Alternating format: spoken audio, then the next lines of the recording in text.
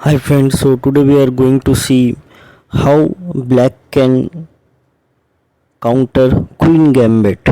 So queen gambit start with d4, black responds with d5, then white play c4. So this particular position is known as queen gambit. This position is known as queen gambit. So if black take this pawn at c4, this is queen gambit accepted. So as a black you don't have to take this pawn at c4. We have to offer white counter gambit. So the counter gambit which we are going to offer is Albin counter gambit, and it start with e5. Now if if white take this pawn at e5, then Albin counter gambit is accepted. So after this we will simply promote our pawn at d5. So pawn is promoted. Note, we are not capturing c4 pawn, we are promoting our d5 pawn further. So after this move, white usually play e3. See, idea of e3 is that if black take this pawn, white will take our queen, and to equalize the material our king has to move, and we will lose the right to do castling. So let us see that. Suppose if you take this pawn, white queen will take black queen, black king has to recapture. Now after this move, as our king has moved, our king has lost the privilege of castling. Now our king no longer castle, but our opponent king can castle. So this is a disadvantage, so we will not take the pawn at e3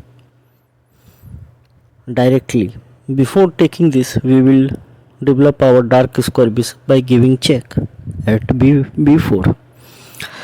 So at this step, white can protect this check with his knight, but in that case there is a possibility that we can capture the knight, and yes, after capturing the knight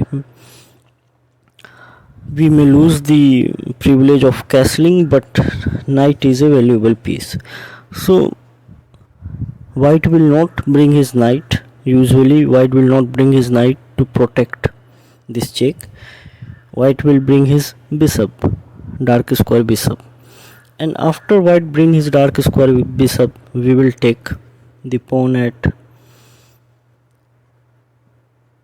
e3. Also note that white is not putting his king on e2 file for saving this check, because if white move his king will lose right of castling.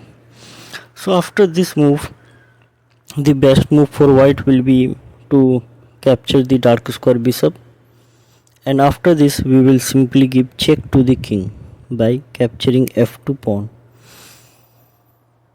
And under this situation, if white become greedy and try to capture this free pawn, then black queen will capture the white queen, and clearly we are in the winning position. But if white not capture this pawn and white played like e2, then we will simply take the knight. So why we are taking the knight at g1? Because we are planning to develop our bishop on g4 file, g4 square. So suppose we are not taking the knight, we are developing our bishop first, then in that case of check, white can bring his knight on f3 and can prevent this check. So before developing our light square bishop, we will take the knight, and we will either promote it to knight giving check to the king, or we can promote it to queen, threatening to win this rook. So under this situation,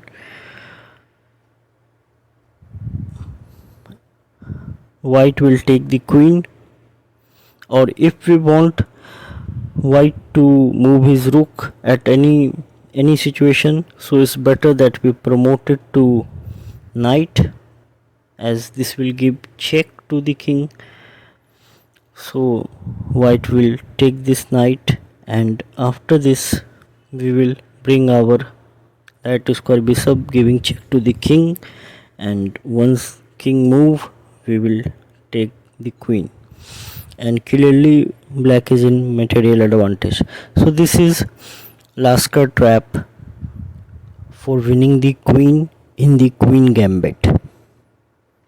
So if you think that you have learned something from this video, consider subscribing this channel and also like our videos. Thank you.